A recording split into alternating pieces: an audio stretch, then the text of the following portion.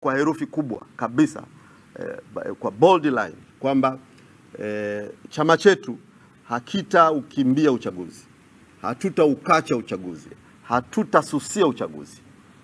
Tutashiriki uchaguzi kwa sharti ambalo tumelirudia na kulisema, lazima mabadiliko ya katika mfumo wetu wa uchaguzi ni lazima yafanyike, ili tusiende tena kwenye mambo tulio experience tuliyopitia 2019, 2020, 2024.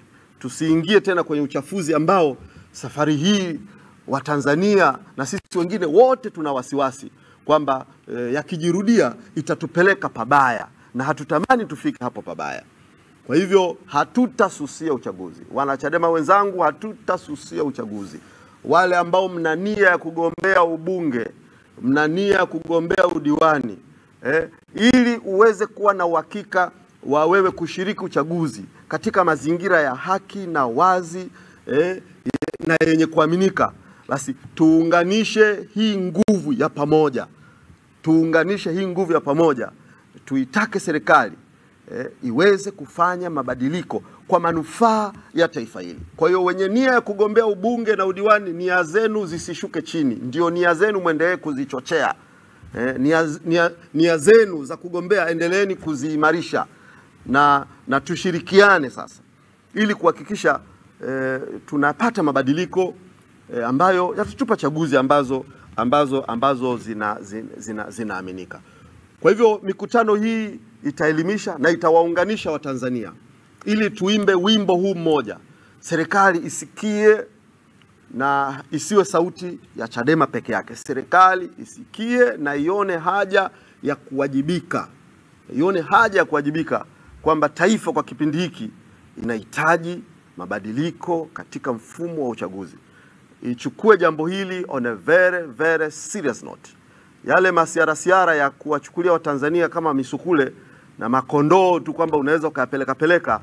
No, serikali ni vyema kwa sauti hii kabla sauti haijawa kubwa ya maji mengi, kabla sauti haijawa kubwa ya maji mengi, basi ni vyema serikali wapate hekima japo kidogo tu ya kuona kwamba hili jambo litakapokuja linaweza kuja kwa namna ambayo hawataweza kuzuia tena kwa mikono. Kwa hivyo Mungu awajalie hekima na akili. Mheshimiwa Rais, Mungu akujalie hekima na akili njema kabisa katika kuyasikia haya ambayo tunayazungumza kwa lugha ya kiungwana sana, kwa lugha ya watu wenye uchungu na taifa lao, kwa lugha ambayo inaeleweka kabisa. Kwa Mungu akujalie hekima na akili ili uweze kuyasikia haya, na Watanzania watayasema bila kuogopa, bila hofu, kwamba safari hii uchaguzi usifanyike mpaka mabadiliko katika mfumo wa uchaguzi yao yamefanyika. Kama uchaguzi wa Oktoba utafanyika, basi mabadiliko yao yamefanyika. Kama tunadhani muda hautatosha, Watanzania hatuna haraka yoyote. Uchaguzi usogee mbele, Mama Rais aendelee kuwa madarakani, mabadiliko yafanyike, ili uchaguzi utakapojitokeza basi uwe umekidhi kile ambacho Watanzania wanakitaka.